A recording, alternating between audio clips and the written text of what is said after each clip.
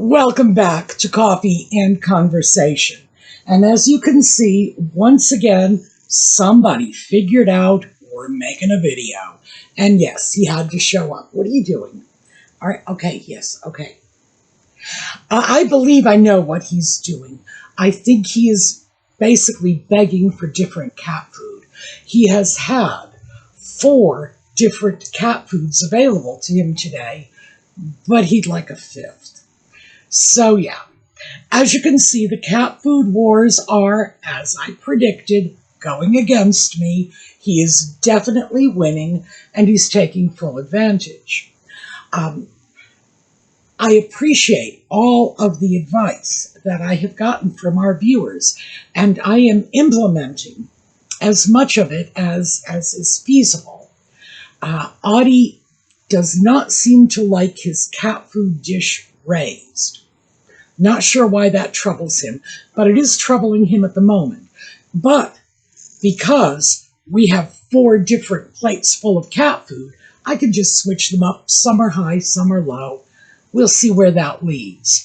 And honestly, I do not know. He goes through this from time to time, and I'm now starting to wonder, because I seem to recall the last time he went through one of his I hate my cat food periods. It was at the approach of spring. And I wonder if maybe this isn't some sort of instinctive thing kicking in for him. Because, as I'm sure most of you know, I've spoken about this before, he was a stray, hence the little clipped ear. I did not intend to take him in. I intended to get him medical care because he had been in a terrible cat fight. And now that I've gotten to know him, I certainly pity the poor fox he went up against that night. But I just wanted to get him medical care, get him neutered, and let him do what he wanted to do. But he decided otherwise, just walked in the front door and stayed. So he is very well able to feed himself. He is an apex predator, frankly. And I think maybe when the spring sets in, maybe some of those old behaviors are starting to flash back for him. And he's thinking, gee, wouldn't it be lovely if we had a nice mouse here in our plate? But I don't know for sure. We are struggling through it. I know I spend a lot of time complaining about him. I know I do. But I do love him, and I do want him to be happy, and I do want him to have a full belly. Not too full, of course, but Audie's never been inclined to be heavy. So I don't have to worry too much. I know some of you do. Some of you have cats that are just plain tubby, and there's no 2 ways around it. I don't have to worry about that with Audie. Fortunately, he's never been inclined to that. So I can feed him, offer him as much as I want without having to worry that he's just going to pig out, put on weight, and become sickly. No, not at all. Anyway, that's where the cat food wars are at the moment. Eventually, and I'm sure you all know this, eventually I'm going to have to go back to giving him the dry cat food that he likes, and that's what he wants. Because, again, like I say, he always wins.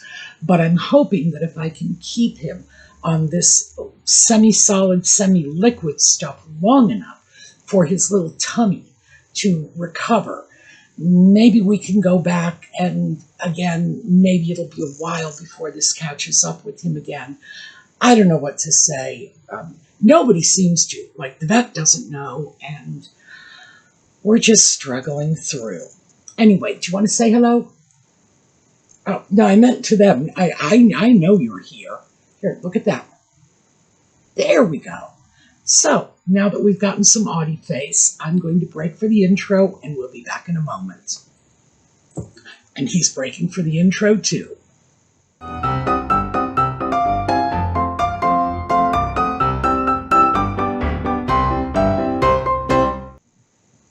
So, before we get into what I wanted to talk about today, I thought I would do a little bit of follow-up on yesterday's video.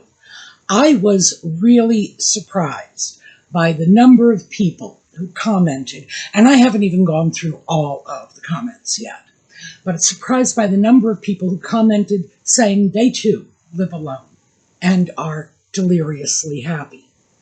And all I can say is, oh yeah, I know what it's like. I started to think about that, and I thought, I really need to throw this out, because a lot of us have young people in our lives. And I thought, the idea that we are alone and happy is fantastic for us. But being able to share that with young people, to kind of undo the damage that was done to many of us when we were young, in the 50s, in the 60s, and even in the 70s, when society told us, you get to be an adult, you have to get married and breed. Like, this is what you must do. In many countries now, there is a population crisis because young people are not getting married. They are not having children. Who knows where this is all going to lead? I don't think I'm going to be around to see it, whatever comes of it. But I did think that there's probably some benefit in being able to let younger people see that we are alone and we are happy. And if this is a choice they want to make, that it's available to them. When I was young, I did not realize it was a choice available to me, because whenever I said, I don't think I ever want to get married, oh my goodness, did everybody jump all over me.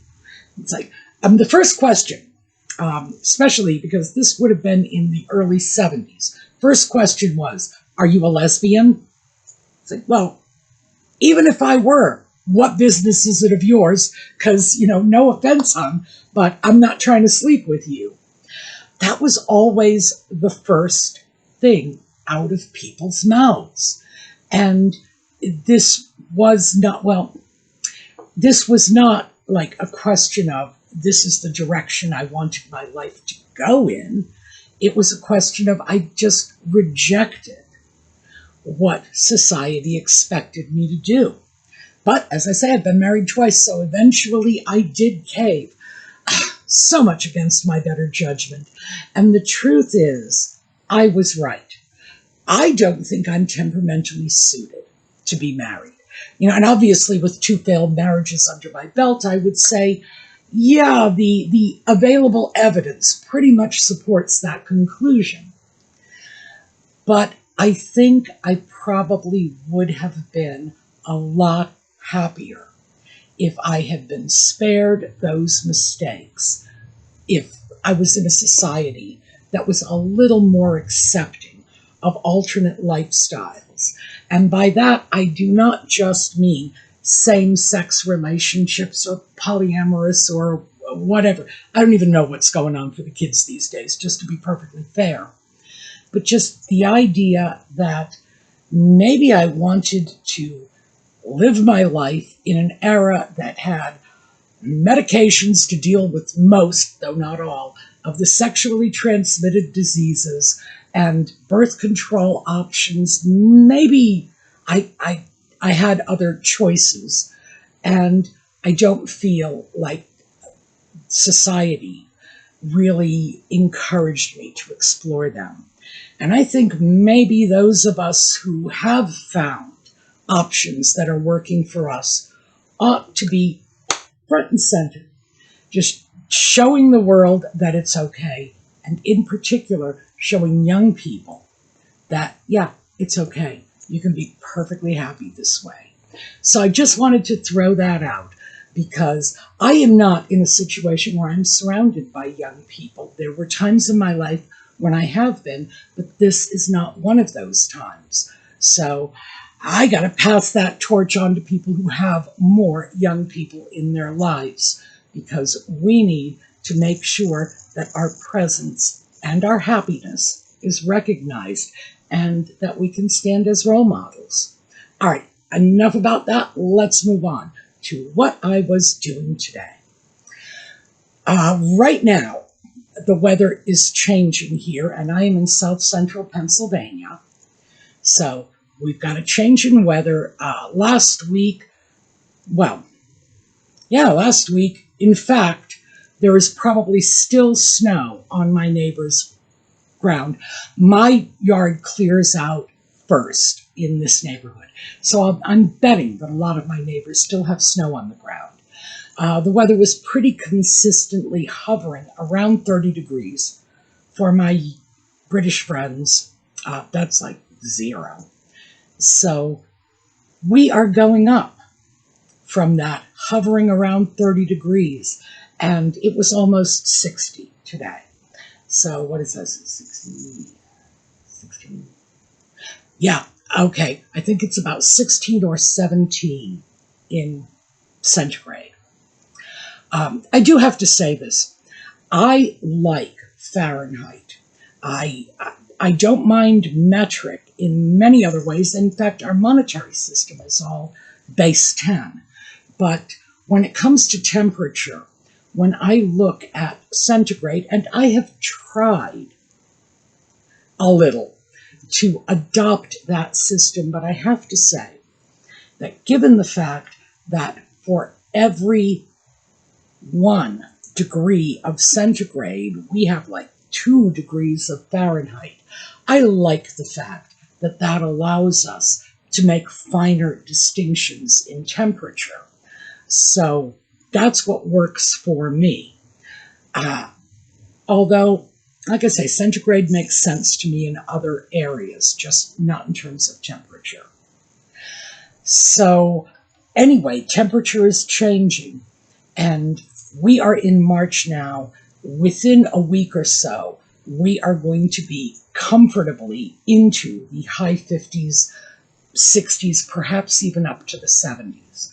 So I spent the day cleaning in my bedroom, and in particular in my closet, and trying to organize the winter clothing, the heavier stuff, to the back of the closet, the lighter stuff to the front, because we are into lighter, little tiny cardigans now.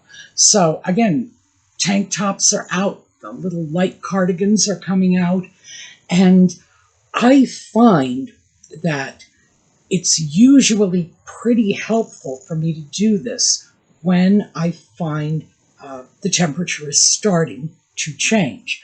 I'm better prepared for it, because when I do not prepare for this in advance, I will open my closet door, I will see nothing but winter clothes as we're moving into the warmer temperatures, or conversely, summer clothes in the fall when we're moving into the cooler temperatures, and I start to forget that I have other options. They just happen to be somewhere else.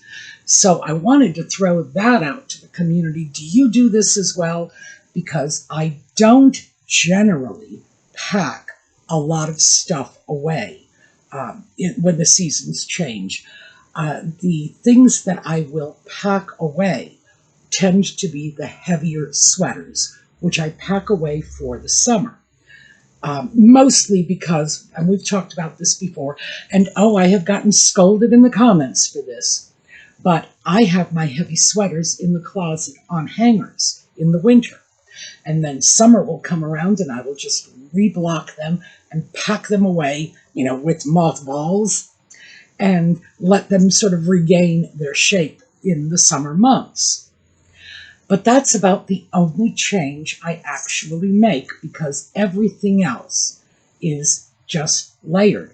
A lot of lightweight items means I'm just going to put on more clothing, not necessarily that I'm going to go out in a tank. Well, yes, I am going to go out in a tank top. I'm just going to have 2 or 3 sweaters over it. But that's just because this is how I do it. But I started to realize that I bet this is very much the sort of thing that went through my grandmother's head. Yes, okay, he's back. When she was spring cleaning. Now, in those days, of course, they used to have to spring clean because the heating systems they used, in particular coal heating, it was terrible for the environment. It was terrible for the household. It left coal dust everywhere. It was just nasty. And that's one of those things, if you don't believe me, ask our British friends, because they had a period of time, what was it, 1956? Let me know in the comments if you're from the UK, where they had a period of time where their coal dust in the air was so bad that London was shut down for several days, and many people died. This was no joke. This was just massive pollution, and for some reason, environmental conditions held that polluted air in the city. Primarily, it was coal. So it's easy to understand why people needed to clean this out of their houses, wash it out of their curtains, etc. But I'm also thinking there were probably other things at play in this too. So that's the other thing I wanted to throw out to the community. Do you spring clean? If you do, what kind of spring cleaning do you do, and why? Because for me, the biggest part of spring cleaning, since I don't heat with coal, I don't have to worry about that, is changing out some of the clothing. As I said, I don't take everything out, but I do take the heavier sweaters out, and everything else will stay behind. But I reorganize it. That's one of the things I do. The heaviest of my still out in the summer clothing go to the back of the closet. But is that what you do? I tend not to do this in other ways with other items. Excuse me a moment. Sweetheart, what are we doing? Sorry about that. He and I had a brief discussion, and I decided that the only real viable solution was to move him off my lap before he got into serious mischief here. Anyway, that is what my spring cleaning looks like. Again, no coal heating. I don't have like a regular routine of washing curtains at a certain time of year. I wash them when they start looking dirty, that sort of thing. And I'm starting to think maybe I should get into a specific routine, which is why I'm throwing it out to all of you. Do you have one? I don't think there are a great many like serious cleaning routines that I get into. Yes, it just occurred to me I do have one that I do, and I do it at this time of year pretty religiously, and that is my winter boots will get cleaned and polished before they go back into the boxes for the summer. So you had to know it had something to do with shoes. But while I'm doing that, while I'm putting the boots away, polishing them, cleaning them, whatever, packing them up, I'm also going through my other shoes to see if anything could stand a bit of a polish too. I usually do a pretty good job of staying on top of that, but it is a good time of year for me to just check on everything. And in fact, this year, one of my chukka style moccasins, I have 2 pair of those. One of them is starting to really look a little shabby, and I do think that is going into a donation pile. But because I have 2 pair, I don't have to run out and replace them. And the truth is, I'm not sure I would, even if it were, my only pair, because I have not gotten the kind of use out of them that I would have liked to. Just saying. That's probably a really good shoe style for some people, but it's not that I dislike them. It's just, like I said, I just haven't gotten the kind of use out of them that I would have liked to. And I look at this now and think, if I'd gotten a different style of shoes, I probably would have gotten more use out of them. Although heaven knows I got enough use for them to be looking shabby, so it's not like I'm complaining overall. But would I do that again? And the answer is no. And that's how I use this time, to do reevaluations, to take a look at things and think, should I be dealing with this? Do I like this? Is this a good time? For example, and you all saw that when I went through my drawer full of tank tops, and I told you that, well, you saw yourself, that was overcrowded. I was able to grab up about 17, okay, so not about, exactly 17 tank tops and pack them up for donation, simply because I think I had gotten carried away with this. And I'm not going to beat myself up too badly for having bought so many, because on average, I was getting them for about $7 a piece. So, no, they were not expensive, but they're cotton. Most of them came from Target. I would just happen to be in Target, and they would have those tank tops. You know what it's like. You go into a store, and they've got the tank tops all out, laid out on a counter, and you say, oh, that's a pretty color. I love that. I'm taking it home with me. And then you take it home, and you say to yourself, why did I get this? I have nothing that goes with it. Or, in my case, why did I get this when I have two others in exactly the same color? So that is another thing I can do, and this is a good time of year for me to be packing up tank tops to donate them, because we are inches from the summer season here where I am now, even though, it's the beginning of March. I can do the same thing in the fall, when I start going through stuff, and because then it's a really good time to donate the heavier winter type clothing that I would like to donate. Gosh, that was such a babble, wasn't it? But that's how I use this time. That's what spring cleaning is for me. And I'm not sure I'm really being very effective with it. So, again, throwing it out to you folks. What do you do? Do you feel your spring cleaning methods are effective? Do you feel you're really getting serious bang for your buck when you grab that mop bucket and go to town? If so, share it with us in the comments, because I don't. I do not feel like I spent the whole day, cleaning, organizing, stacking things up for donation, moving things around, and I don't feel that I got the kind of benefit I should feel spending an entire day cleaning. No, I feel like I somehow cheated myself out of a better result that I could have gotten if I had targeted this a little differently. So, and that's why I'm throwing it out to you. What do you do? Is this something you do to begin with? Do you do spring cleaning? Do you do fall cleaning? Is this normal for you?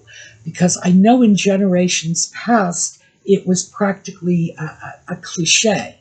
Spring cleaning, that's obviously why we have that expression in our vocabularies. So I'm still looking at this thinking, I bet there are better ways to deal with it than the way I am dealing with it now. And obviously, if we do come up with better ways, I'm certainly going to share it with you. But for the moment, I think those better ways are going to be coming in the comments. I think those better ways are going to be coming from those of you who have this worked out well, so that when you spend a day spring cleaning, you walk away from this saying, well, I've done something. And see, I don't feel like I really have done little things that, obviously they're going to make my life a little easier. Obviously, I feel like I've done something, but I just don't feel like I've walked away with a full day's worth of benefit for that full day's worth of work, if you know what I mean. So yeah, that's what I've been up to. But yeah, that is the extent of what I've been able to figure out to do at this time of year. And I feel like I'm missing a trick. I feel like I should be getting more out of this. And it's probably just a question of it was never part of my family's cleaning routine.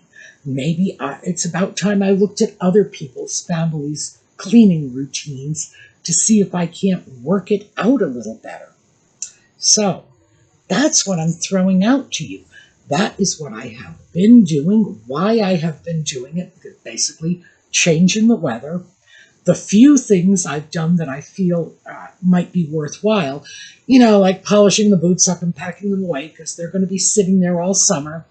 And, I hate more than anything going in at the beginning of a season, pulling out something that I packed away the previous season and finding out that for whatever reason, I didn't clean it thoroughly. And before I wear it, I'm going to have to clean it again. That's so frustrating. So that is something I can feel good about. But I also think the rest of it, no, I'm just a little frustrated. I'm just feeling like I'm not accomplishing enough.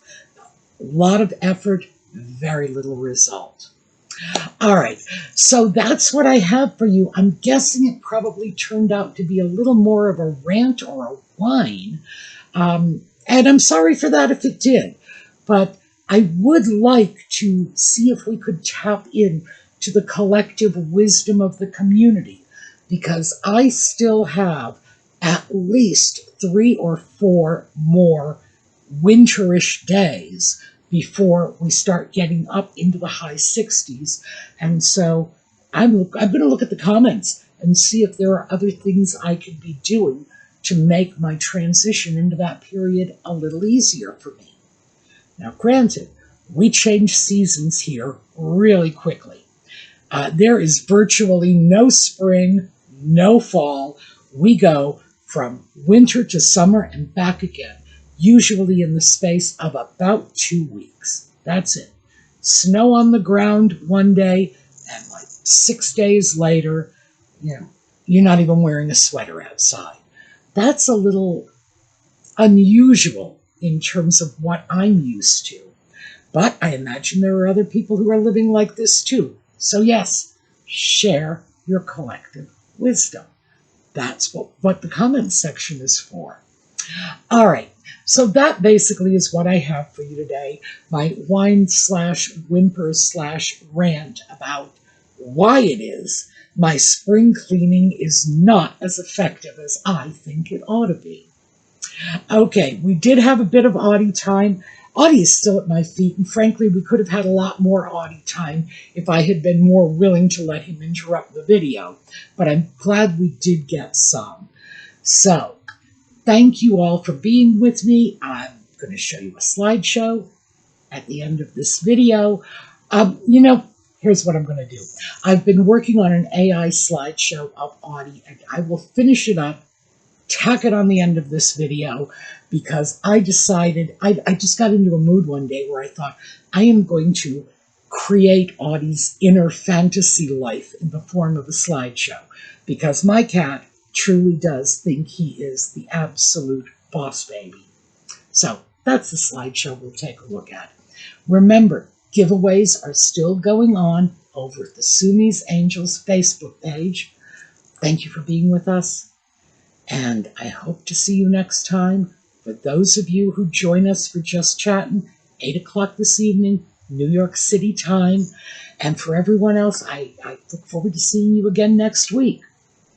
Meanwhile, have a terrific day.